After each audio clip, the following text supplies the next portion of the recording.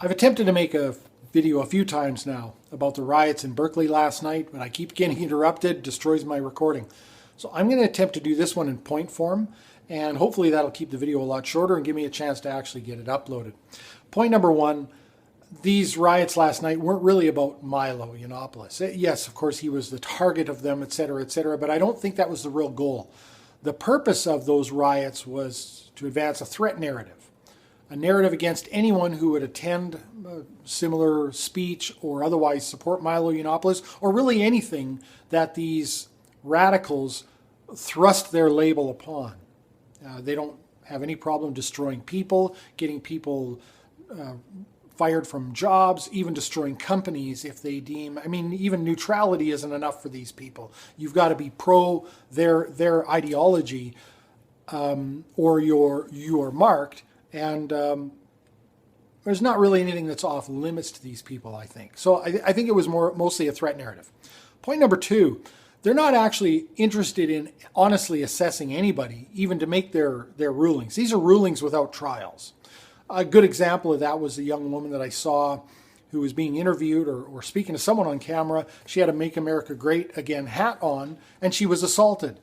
She was maced. Other people were beaten up.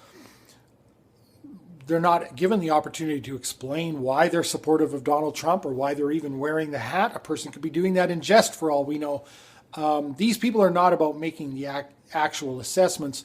I think some of this may come from the Rules for Radicals handbook, where they talk about holding other people to a high standard but not really applying any to yourself. And so they talk about justice and social justice, but obviously there's no justice in making a ruling against someone arbitrarily without any kind of a trial, and that's what they're doing. Point three, these are the fascists. Now, lest I should be guilty of doing the same thing I accuse them of, thrusting a label on someone just to discredit them, in my defense I would say the difference is I'm willing to make a case for why they are authoritarian. These are as authoritarian as I've seen. Because these people are, there is no quarter given. There's no explaining yourself. If you say the wrong thing, you'll be dumped they will dismiss you to the trash heap of humanity. And I'm not sure if they think about what happens to you after that point. Trash heap's going to get pretty big at some point. Point number four. Imagine these people with real institutional power. When you see what they'll do with people, they only have kind of sort of subversive power. They've got some support. They've got some support from some celebrities and things like that. But their power at this point is still quite subversive, even though a lot of them occupy, positions in higher education and even in some government agencies and that sort of thing. They still don't have true sort of establishment power. And I shudder to think of what these people would do if they had that kind of power. With their authoritarian, no holds barred, no opportunity for reconciliation, for redemption, none of that. They don't give. The fifth point is, traditionally, we've always thought about fights for freedom of speech to be sort of fights against the government. The laws that we've created, the Enlightenment ideas about freedom of expression have come about mostly as a response to government oppression of individuals. And we mock and scorn and look on with dismay at countries that are less enlightened, where people are disappeared for speaking out against the government and that sort of thing. And I'm not sure how many people really realized that the real attacks on freedom of speech in the modern world was going to come from fellow citizens. And that is where it's coming from now. There are certain things that you cannot say because the notice has been given, as I said before, of what actually will happen to you. The last point I'll make today, point 6, it's just what I've observed, and that is I'm fearful that violence may be coming. It's already here, obviously, but what I've noticed from a lot of the people who would otherwise be the ones advocating freedom of speech and saying use your words, you don't have the right to take violence into your own hands, are today, after Berkeley, are saying at the very least, be prepared to defend yourself. If you're going to walk around with a Make America Great Again hat on, if you're going to demonstrate yourself as a Trump supporter, you are marked. And they've put everyone on notice that that is the case by the attacks that they make. If you're a gun carrier, you ought to carry. You ought to be prepared to defend yourself. But I've also heard some of the very same people talking about maybe the time for talk is over.